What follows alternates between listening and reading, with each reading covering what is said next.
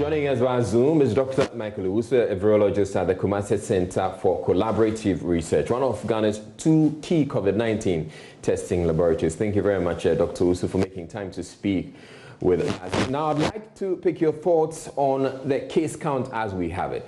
We had 1,042 on April 19 at the time that government decided to lift the lockdown. That number has almost doubled to 2,074. How or what does it say about the science that backed the decision to lift the lockdown? To your viewers, so look at the new data that has come up and have followed the breakdown, and I think that we need to interpret the data with caution and not begin to make inference that perhaps this is an exponential growth. I understand that when the president made the announcement, there were some backlog samples that were being processed in both Noguchi and in KCCR. It's good to understand where the new numbers are coming from. These were part of backlogs that were run before the lockdown, that we cannot say that the new cases we are getting is as a result of lifting the lockdown. So at this stage, I think that the Ghana Health Service is working very hard to align the dates on which the samples were collected, and as and when this data become available, we can make a better projection and understand what we mean by incidence of cases. Then we can make proper prediction and can compare whether a lifting of lockdown or lockdown has made impact in terms of the transmission and in terms of the new cases we are getting. So at this stage, I think that it should follow a normal trend of a virus that is actively infecting and then also being transmitted. But all we have to do is to be cautious to ensure that the precautions are well enforced and people put on their mask and do all they have to do whilst waiting for the Ministry of Health to give us some further details and some further advice on what to do next in terms of the next phase we will get to in this pandemic. Now, Dr. Owusu, what are you in a position to say at which point in the trajectory we are, whether we're approaching the peak or we're just over that?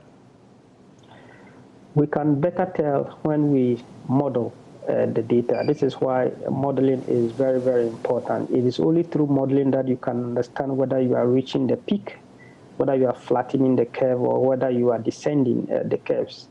And I understand that there are very good modelers from the Ghana Academy of Sciences working with the Ministry of Health and the government to come out with the Ghana model, which will give us better information as to the trajectory of the virus in Ghana particularly. We understand that the trajectory of the virus in sub-Saharan Africa even differs from North Africa, and this also differs from different parts of Europe and China, and you can better tell with data.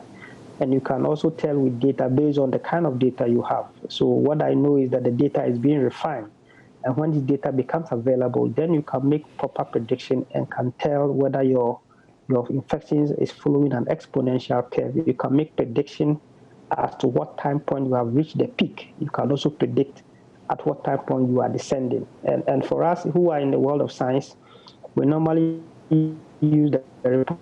Now, does this call for a change in strategy, would you that say? Your interventions are working well. If it's above 1, it tells you that things are not well. So you have to put in some better actions to be able to ensure that your measures are adhered to. What other actions would you suggest? Well, like we always say, precautionary measures, including wearing of masks, social distancing, washing of hands, can cut down the viral growth by 50%. And this is based on the assumption that everyone will adhere to this. If everybody adheres to this, you can cut down the transmissibility of the virus by as much as 50%. But if people don't adhere to it, then the 50%, which is an assumption, will fall below that. And once you fall below that, you risk having quick transmission of the virus that will eventually lead you to a place you don't want to. So I think that so far we have done very well with the contact tracing. Because of the active contact tracing and then quarantine and isolation of cases, we don't seem to be recording an equally increasing hospitalization of cases, and the deaths is not following an equal exponential order or increase in numbers like we are recording, which means that once we detect, we isolate. Therefore, we are trying to break the circular transmission of the virus at every point and at every hotspot. So if we are still isolating, it means when people get you, bring it, you isolate them and you reduce infection as you move on. But if we stop and people don't help us to take the precautions, and this is not further enhanced, then you may get to a point where it will be difficult for you to control. I think with time, we will know how the trend exactly looks when the data is modeled, and we can better be in a position to advise how best we should go. All right. Thank you very much, Dr. Michael Owusu, but we're not letting you go yet. There's one other issue we'd like to speak with you, which has to do with nose mask and how often we're supposed to dispose them of, the reusable ones. So do stay tuned in for us. But right now...